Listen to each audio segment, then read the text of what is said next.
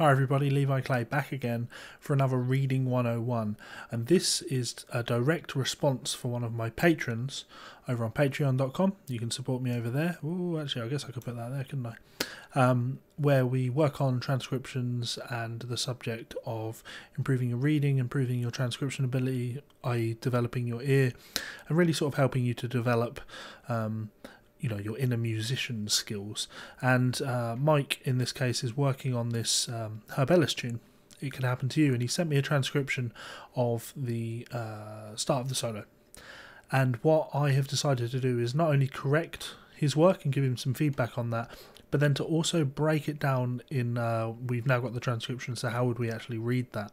And this is a valuable skill when you're working on your transcribing, because it means afterwards you can look at the actual notation and I don't need to hit play to check, does this sound like the recording? I can actually look at it and go, well, if I were to play this, would this sound like the recording? So let's take a quick listen to that lick, and then I will break it down. Yeah, I'll break it down.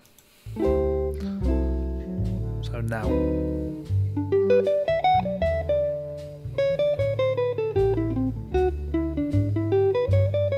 That's all we've got. Nice and simple. Now, this is different to anything we've read so far in these Reading 101 videos, because we're working in this 16th note framework now. And in order to read this, it's the same principle as before. I need to be able to see each beat.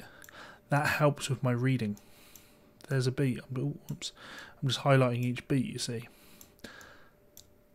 I can read each of these beats individually, so if I focus on beat 1, 1E and a 2E and a 3E and a 4E and a da da da. 1E and a 2E and a 3E and a 4E and a 1. 4E and a 1.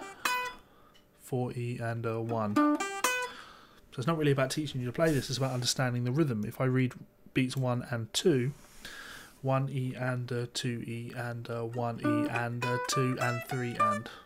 I hate it when I vocalise wrong, but you get the point. 1E and a 2E and a 1E and a 2E and a 1E and a 2E and a.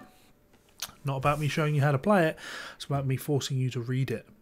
So if we read beats 3 and 4, we'd have 1, 2, 3, 4, 1, oh, it's hard to highlight, 1E and 2E and 16th note followed by an dotted 8th note. This ties all the way through to the second half of the next beat, 2 16th notes before the end.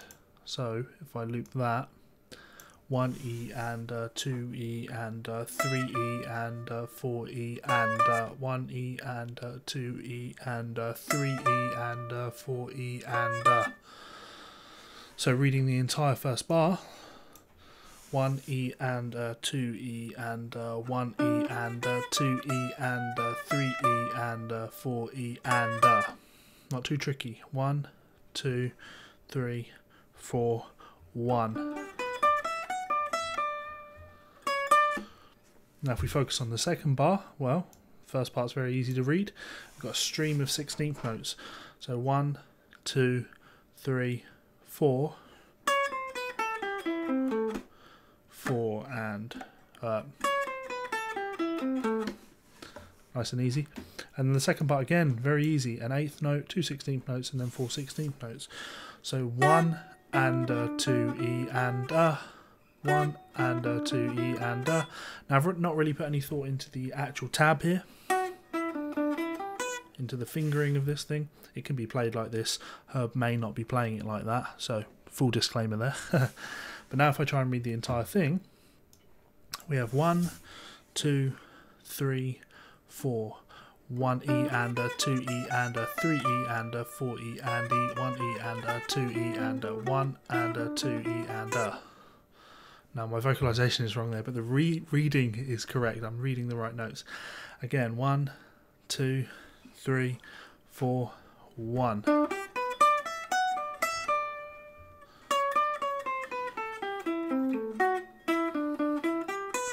Now if I try and play that along with Herb, we should be okay. Let's turn him down.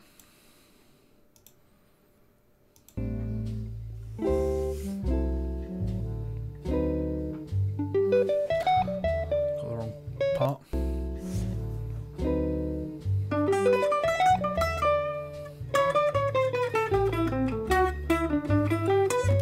That's not all that tricky a phrase to read. Did it again.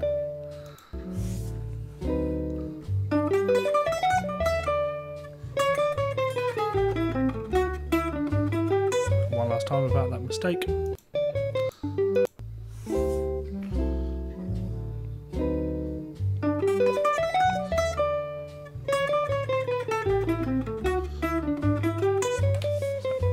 Not all that tricky to read.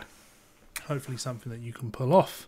So there you go. It could happen to you, Herb Ellis, and focusing on reading your transcriptions.